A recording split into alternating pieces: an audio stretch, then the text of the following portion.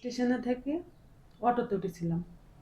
অটোতে উঠে যা লক্ষ্মীপুর নামি, লক্ষ্মীপুর মিন্টু চত্বরে নামার পরে আমি ওনাকে 10 টাকা ভাড়া দিই।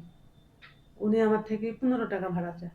তা আমি বললাম যে যাওয়ার সময় তো আমি 10 টাকায় দিয়ে গেছি ভাই সকালে, তা আপনি আমার থেকে 15 টাকা চাচ্ছেন। তো করছে না, 15 টাকা দিতে হবে। আমি বললাম যে আমি দিলাম, বাইর করে দেওয়ার পরে আমি বলছি কি ব্যাপার, আপনারা কি সিন্ডিকেট শুরু করেছেন নাকি?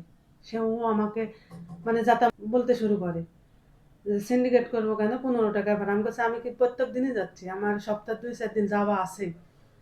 এ কথা বলতে উনি তখন ধরেন মানে রাগারাগি আমি বলছি আপনি সিন্ডিকেট শুরু করছেন। কয় সিন্ডিকেট না, এই বলে করছে আমি এখানকারই সাওয়াল, এখানকারই এই বলি, মানে ওই আমার অনেক কটা কথা বলেছে। তখন আমি বলছি শুনেন, এত বাড়াবাড়ি করেন না, আপনি বাড়াবাড়ি করলে কিন্তু আমি মানুষ দেখবো।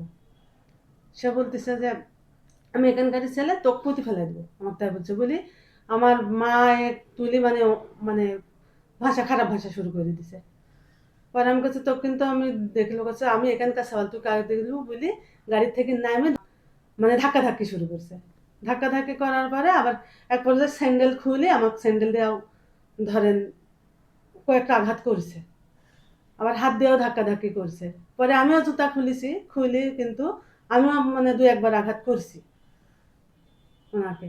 করার পরে যে সাংবাদিকেরা এসে আমাকে জিজ্ঞাসা করতেছে যে ওটা আপনার কি হয়। আমি বলছি যে ওরা কে না আমার, ওটা হচ্ছে অটোওয়ালা, আমাকে মারধর করতেছে। তখন তো সাংবাদিকেরা যায় দৌড়ে যাওয়া ধরতে পারেনি। ওই যে দৌড়ে যাওয়া ওইটুকুই ছবি তুলে আপনার হচ্ছে যে ছবিটা তো আমার ছেলের নাম্বারে দিছে, দেয়া করছে আপনি এই অবস্থা, তা আপনি একটা কোনো ব্যবস্থা নেন। আমরা রাজপাড়া থানায় গেছি, যা অভিযোগ করছি করে ওখানে 1 কপি দিছি, পুলিশ বক্সে 1 কপি দিছি, দিয়ে এখনো পর্যন্ত তো আমারে কোনো সুরাহা আমি পাইনি। এখন ট্রাফিক ছিল, ট্রাফিক আগে আসেনি, কিছু বলেনি, মানে কোনো লোকই আমার কাছে আর কি আগে আসেনি সাংবাদিক ছাড়া।